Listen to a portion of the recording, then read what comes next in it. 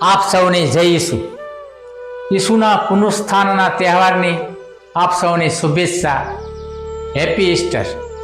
આજનો દિવસ આપણા વિશ્વાસ માટે ખૂબ જ મહત્વનો દિવસ છે, કારણ કે આપણે મરેલા કોઈ વ્યક્તિને નહીં, જીવતા પ્રભુ ઈસુમાં વિશ્વાસ કરીએ છીએ. આપણે પ્રાર્થના કરીએ છીએ તે પણ જીવતા પ્રભુને જ. તેથી આજનો દિવસ આપણને વિશ્વાસ, આશા અને નવા જીવનને યાદ અપાવે છે. લગભગ 2000 વર્ષ પહેલાં ઈસુ માનવ બનીને આ દુનિયામાં આવ્યા. તેમનો જન્મ બેથલેહેમમાં થયો હતો. થોડા સમય તેઓ મિસ્રમાં રહ્યા. ત્યાર પછી ગાલિલના નાઝરેથમાં તેઓ મોટા થયા. પછી જ્યારે તેમણે શુભ સંદેશનો પ્રચાર શરૂ કર્યો ત્યારે કફરનહૂમમાં સેવા આપી. અંતે તેમનું મૃત્યુ કાલવરી પર્વત પરના ક્રોસ પર થયું. પરંતુ ઈસુની વાર્તા ત્યાં સમાપ્ત થઈ નહોતી. પુનરુત્થાન થયું. ત્રીજા દિવસે ઈસુ મૃત્યુ પર વિજય મેળવીને જીવિત થયા. ઈસુ જ્યારે પૃથ્વી પર જીવતા હતા ત્યારે સમય અને સ્થળની મર્યાદામાં હતા. એક સમયે તેઓ માત્ર એક જ જગ્યાએ હોઈ શકતા, પરંતુ પુનરુત્થાન પછી તેઓ સર્વવ્યાપી બની ગયા.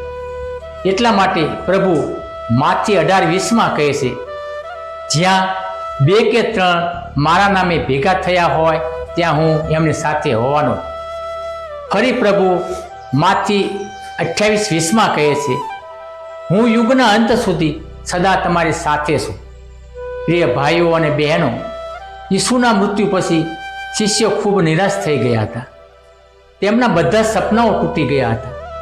તેઓ ડરના કારણે એક ઓરડામાં બંધ થઈને બેઠા હતા. પરંતુ પુનરુત્થિત ઈસુ તેમની વચ્ચે આવ્યા. તેમણે તેમને આશા અને હિંમતથી ભર્યા. ત્યાર પછી તેઓ સમગ્ર દુનિયામાં જઈને શુભ સંદેશનો પ્રચાર કરવા લાગ્યા.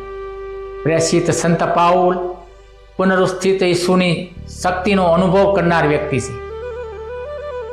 પહેલા તેઓ ખ્રિસ્તીઓને પીડા આપતા હતા, પરંતુ દમાસ્કસ જવાના માર્ગ પર પુનરુત્થિત ઈસુ તેમને દેખાયા. તે અનુભવે સંત પાઉલના આખા જીવનને બદલી નાખ્યું.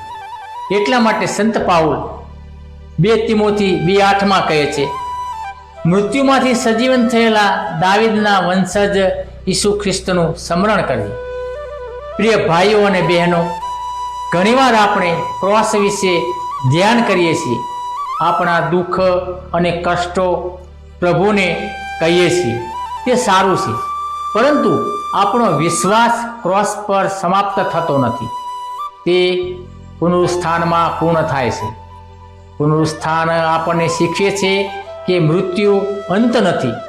ઈસુ કહે છે યોહાન 11:25, હું જ પુનરુત્થાન છું અને હું જ જીવન છું.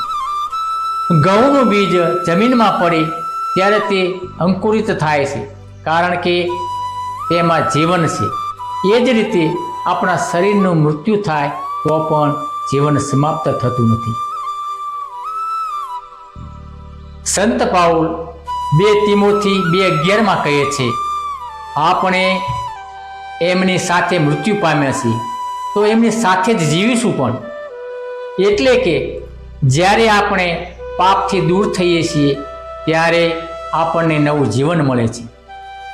આજે ઘણા લોકો પાપ અને ખરાબ આદતો સાથે સંઘર્ષ કરી રહ્યા છે, પરંતુ પ્રભુની કૃપાથી આપણે જીત મેળવી શકીએ છીએ.